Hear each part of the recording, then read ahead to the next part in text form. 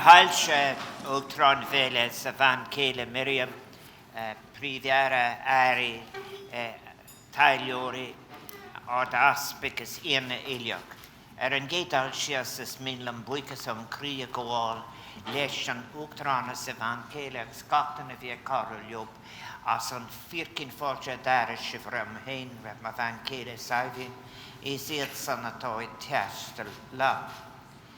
May I just say again as I have just said in our own ancient language, the Irish language, President, what a great pleasure it is to be here with you and your wife Miriam and other guests, and to have the opportunity of expressing my deepest appreciation for first your invitation for this state visit, and also, of course, for the wonderful reception that you have accorded Martha, Sabina, and all of those who are traveling with us. And I so treasure the opportunity of meeting so many of the guests that were here with us, including the Prime Minister and members of government and so on. It is an honor and a privilege for Sabina and I to be here with you this evening, as I have said, on this state visit which has finally come to fruition, we having transcended the restrictions of COVID. I have thanked you in Irish for the warm welcome that you have extended. I'm accompanied on the state visit here by the representing the Irish government, the accompanying minister, Minister Heather Humphreys, Minister for Social Protection for Rural and Community Development. President, the beautiful country Malta, of which you are president, is rich in ancient cultural heritage and history, with something that, of course, that has been recognized by the 3 designations of UNESCO. Sites that are inscribed on the World Heritage List, and it is an honor for Sabina and I to be hosted in this venue, the Sacra Infermeria, the Knights of St. John, which has offered sanctuary and offered care to thousands over 4 centuries. You have rightly stressed the incredible similarities that are between us, both in our history and in our location, positioned as where our points in Europe. But Malta and Ireland are maritime nations, and reaching out beyond the confines of our shores, I think we are endowed with our rich maritime traditions. And may I suggest that our 2 nations know the challenges that are involved in being with small populations, but yet to be vulnerable, be colonized, to struggle for independence. Nas blockus, as we say in Irish. We are all well aware, as you have correctly said, of the efforts that are involved in preserving an ancient language. And also nations that have enjoyed the hemorrhage of emigration. I think we cherish neutrality indeed, as you have said, President, and it's something which we've often spoken, and we do so, using it, defining it as a positive instrument, and giving expression to it into the practical evidence that is there in our military working together in causes of peace. As I have at several meetings said today, since Ireland joined the United Nations, there is not one day in which we've not had somebody serving in peace missions somewhere in the world. I think as well, quite frankly, we are nations that, while having such a background, are independent, have earned our independence, and we're nations that are committed to a cohesive and I think committed to a place in the world for all citizens of the world. How pleasing it is that you have made reference to the challenge that is there, one in which we perhaps didn't succeed in relation to global access to vaccination, but now in the future, this is something which we will have to achieve in the future. So however far apart we are geographically, we have long been friends. Republics that have enjoyed, as I said, the experience of struggling for independence, post-colonialism, and I think in the last years, people with a very positive vision for a Europe of peace, cohesion, and inclusion in every respect. Of course, those connections to which I refer, they are diverse and they reflect history itself. The contribution of Richard Moore-Farr, former governor of Malta, from 1847 to 1851, which is the period of the Irish famine at home in Ireland. He hailed from Kildare in the east of Ireland, and he was a prominent advocate, indeed, for what you have just said, for the rights of Catholics in both Ireland and Malta. And then in the 1920s, Irishman Dr. Michael Dundon led Malta's Parliamentary Labour Party and was responsible for the health portfolio.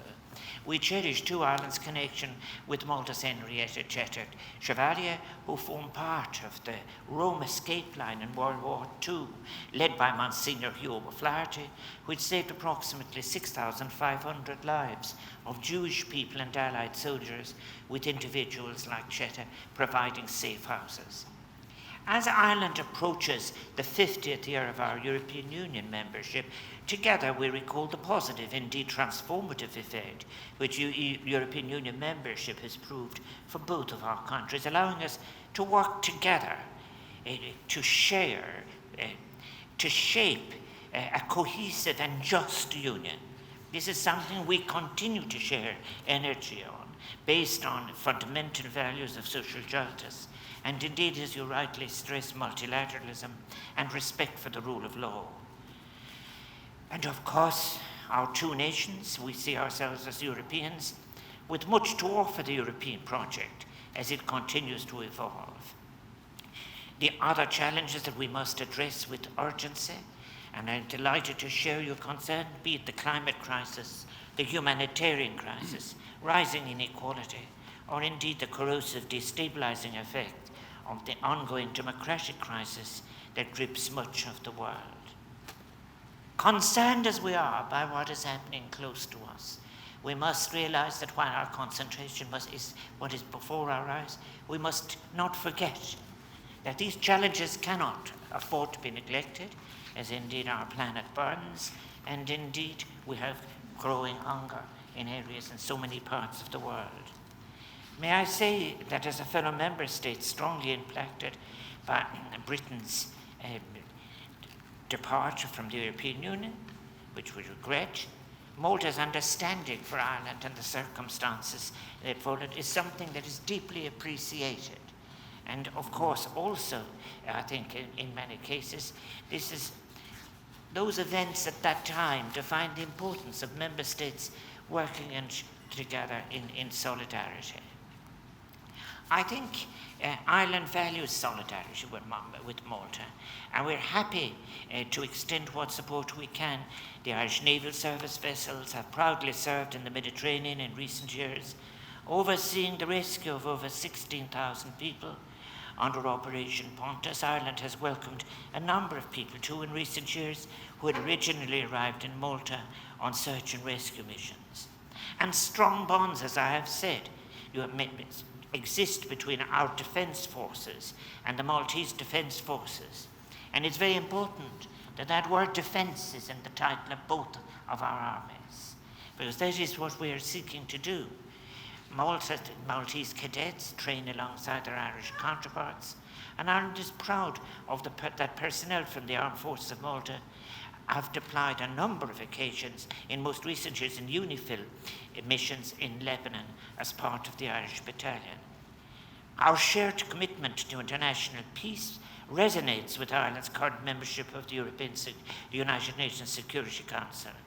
And I'm sure that Malta will be a very important member when it succeeds Ireland on the Security Council. And as President of Ireland, what great pleasure it gives me to know that already we are in fact helping each other at the missions and exchanging information as how to best to bring to fruition a program which is so similar and which will be extended by Malta. I think Malta and Ireland, as neutral members of the European Union, have been standing together in solidarity with Ukraine and its people. And I think following the immoral and justified Russian invasion, and we continue to face this humanitarian crisis with resolve and compassion. and we share a concern to bring the loss of life, the destruction of homes and communities to an end as quickly as possible, and to see and use every opportunity that exists for peace through diplomacy. I think, too, we both know that our experiences, that we both know what is meant by migration. Indeed, we should, because our own experiences as immigrant nations with large diasporas know the importance to act in solidarity, demonstrating empathy to those fleeing for persecution and war. Migration is a challenge, a responsibility. But may I immediately say, as President of Ireland, we must give meaning to the phrase, it is a responsibility that must be shared and resourced. And I think allowing us too, we must see migration for what it is in its positive sense, allowing us to have the opportunity of being part of the interweaving of a tapestry of human experience and cultures that enriches us all. I'm so pleased that this week, too, that the Valletta headquarters of the European Union Agency for Asylum, that I will have the opportunity of visiting it and speaking and thanking its members for what they do not only in Malta, but to those that they have been giving advice and help. So let us do more together, I think. Academic links are there already, and they're very, very fruitful. The University of Malta and MCAST are enjoying Erasmus and other links with no less than 12 Irish universities and institutes of higher education.